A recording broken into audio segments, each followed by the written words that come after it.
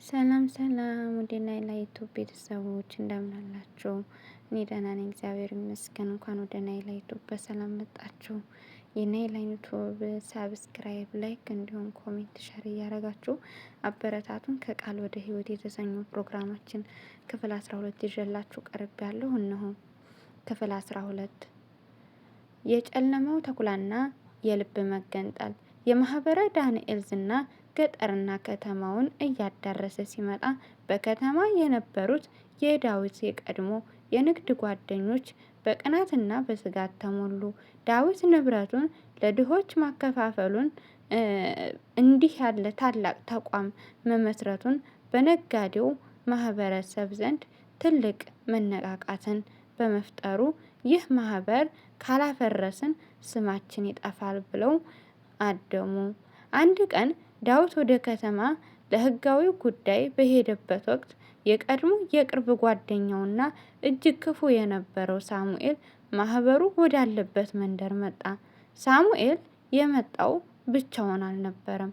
ማህበሩ የሚገኝበትን መሬት በሐሰተኛ ሰነድ ለማሳገድና ለማፍረስ የሚችል የፍርድ ቤት ትዕዛዝንም አስመስሎ የሰራውን ወረቀት ይዞ ነበረ። መንደሩ በአንዴ በጭንቀትና በግርግር ተሞላ። የክሱ ዜና ሲሰማ የታመሙትና አረጋውያኑ የአባ ዳንኤል ቤት ሊፈርስ ነው እያሉ ማልቀስ ጀመሩ።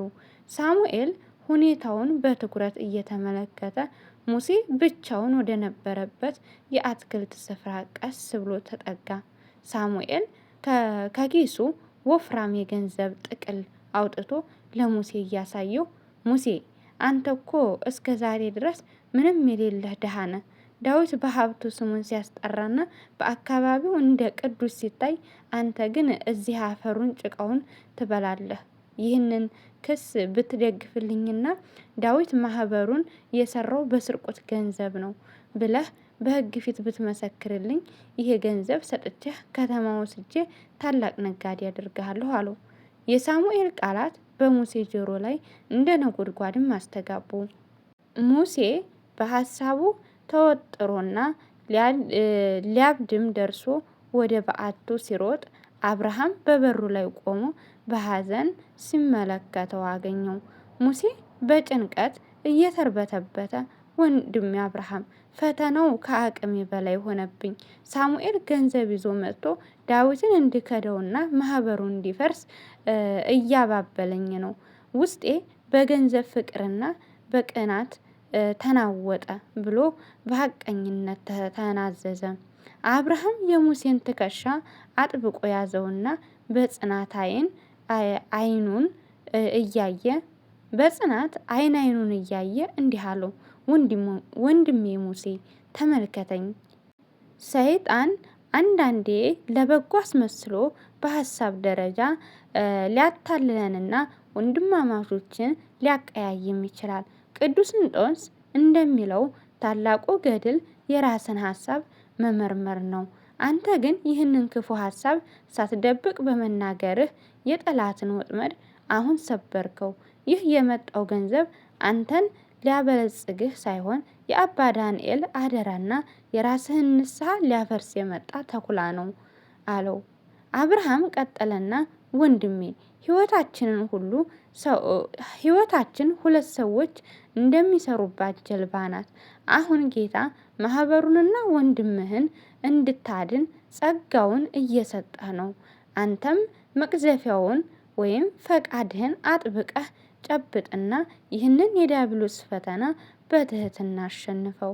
እውነተኛ ባለጸግነታችን የወርቅ ክምችት ሳይሆን የነፍሳችንን ንጽህና ነው አለው። ሙሴ በአብርሃም ቃል ውስጥ ታላቅ መንፈሳዊ ኃይል አገኘ።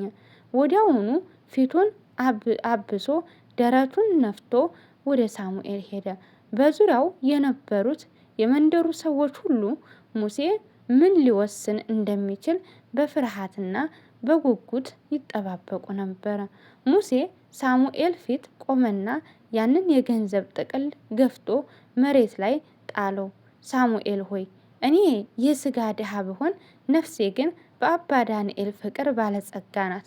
ዳዊት ወንድሜ ነው። ዳዊት ወንድሜ ነው። ማህበሩ ደግሞ ደምና ይቅርታ ማህበሩ ደግሞ በደምና በእንባ የታነጸ የእግዚአብሔር ቤት ነው።